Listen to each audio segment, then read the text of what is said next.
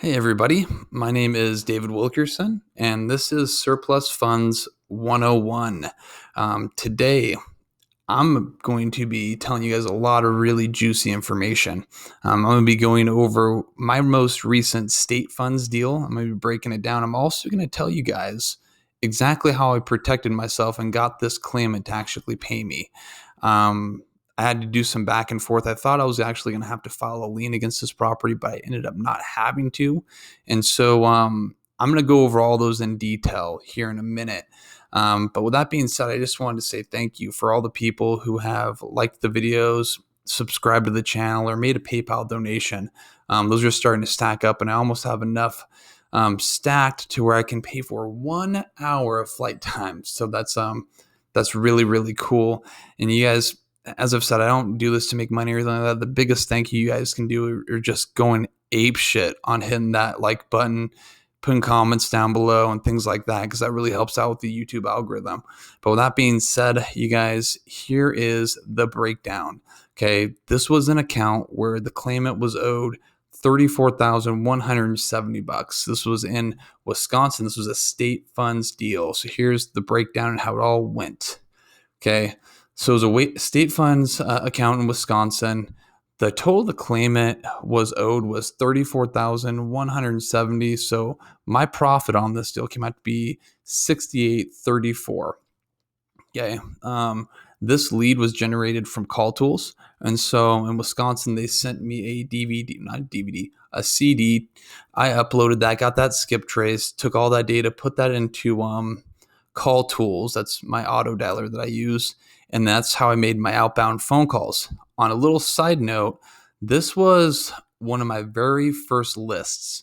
And I probably called this guy like 200 times before he actually picked up.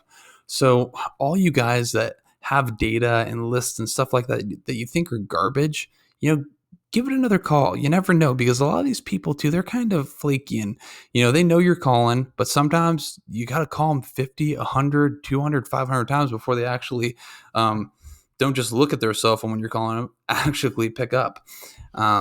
So yeah, I had that lead. It was generated through Call Tools. The lead incubation period was about 90 days. That's a little bit longer than usual, but there was about 30 days of back and forth. And I wouldn't like to say I was threatening this gentleman, but I was clearly advising him towards the end that I was going to put a lien on his property because of him not wanting to pay.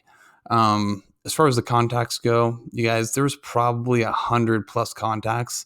I mean, I was sending him notifications on PayPal twice a day. I had him on a campaign through REI Reply where I was sending him 2 text messages a day, reminding him that he had an unpaid balance. So a lot of contact points, way more than necessary. Okay. Now here's the cost of the account. Okay. This is how much out of pocket I had riding on this thing. So there was the mobile notary, it was $125. And then I had 2 pieces of postage. So it was $7 each. And it was through my UPS account, or no, I'm sorry, my stamps.com account. And then I had them both printed on my Rolo printer and then sent off. And I don't know if you guys have started to use a Rolo printer yet for any of your paperwork on how you getting it out there to the notaries and all the other parties. But man, a Rolo printer, when it arrives to the claimant's house, it makes your business look official. A Rolo printer is about $170. Definitely worth the investment later on down the road. You do not need one up front, but I made the investment about a year ago, and I mean, I just like it because it just makes my business look really clean and easy. Okay. So I invoiced the gentleman through PayPal, and then here is kind of where everything gets nitty gritty. Okay. And let me start by telling you a little story that the notary told me after she got done dealing with this gentleman. Okay, so she called me once she left his house, and one of the questions I always ask is, hey, what does the outside of this house look like? And the reason being is preventative maintenance. Now, I know I'm going all over the board with this conversation, but I'm going to wrap it all back into this here in a minute. But like, my main business is real estate acquisitions, and this is a second business. It's kind of going neck and neck with it. But people always ask me, like, what have I learned the most about doing acquisitions? And I would have to say it's probably the importance of preventative maintenance. Like people that are really responsible at taking care of the little things, they just do it to where it's not a big problem on the back end. The people that prolong maintenance, that prolong help, that prolong whatever it might be, that's where you get into trouble. And so there's lots of little indicators that can show that somebody isn't responsible or that they're not going to show up on time. There's all sorts of little things. And this is where I'm going to wrap it back into it. Okay, the notary goes, Dave, I have had a career first. Okay, this guy, he didn't even get out of his lazy boy recliner, and he had so many empty Little Caesar pizza boxes to where they were stacked on the ground, and they were about 3 feet tall. That's where he signed all the paperwork out. Right now, this is how I'm tying all this back into it.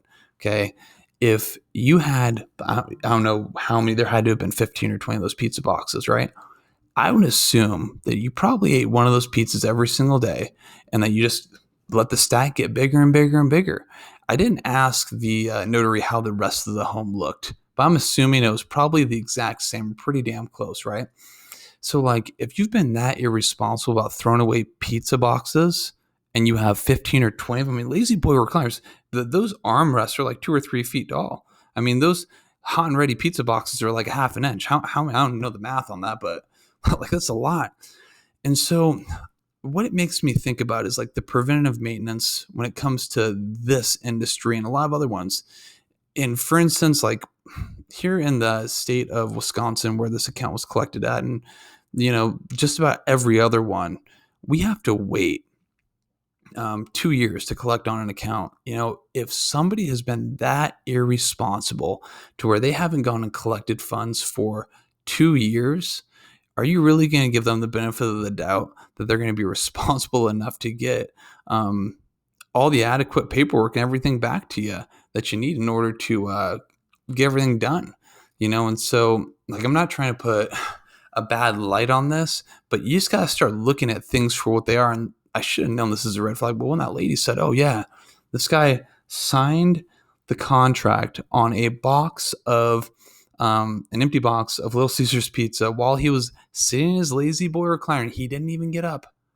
Like I should have been like, okay, this is one's going to probably take a little bit longer because once he gets the check from the state, if I got to invoice him, it's probably going to be like a world record event to get him to go down and then go down and cash the check and then pay me what I get owed, right? But anyways, I had everything notarized. I had sent into the state. I called to check in on the account like I do every Friday. Well, I don't do it anymore. The VAs do it.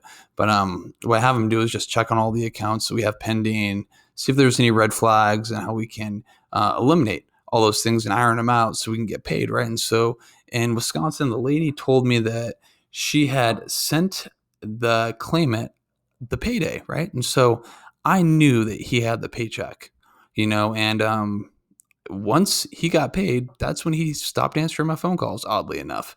And he started screening my phone calls. And so with my Call Tools account, since I call all over the United States, I like switched up the telephone number so it wasn't a local one that he was used to. I did all sorts of stuff. I got to the point where I was sending him 2 PayPal reminders every single day. I created a follow-up campaign in Aria Reply. And pretty much the campaign was an automatic text campaign where I sent him 2 text messages a day. And it pretty much just said, hey, look, just want to give you a heads up. You have a unpaid balance with this company. You need to make a payment. And I went through this probably for 2 or 3 weeks. And then I had to put my foot down and say, hey, look, I'm going to file a lien against your property if you don't make a payment and take care of this. Like, we have been working with you for months. You just got this paycheck that, arguably probably more than most people make an entire year. Like, you didn't have a problem getting that money. Like, why are you having a problem paying us? And it's kind of funny here. I'm going to click out of this because I literally have been telling them this for 30 days. And when you're going to tell somebody you're going to file a lien, if you don't do it, they're not going to take you seriously or respect you at all. So there's sometimes you just got to put your foot down.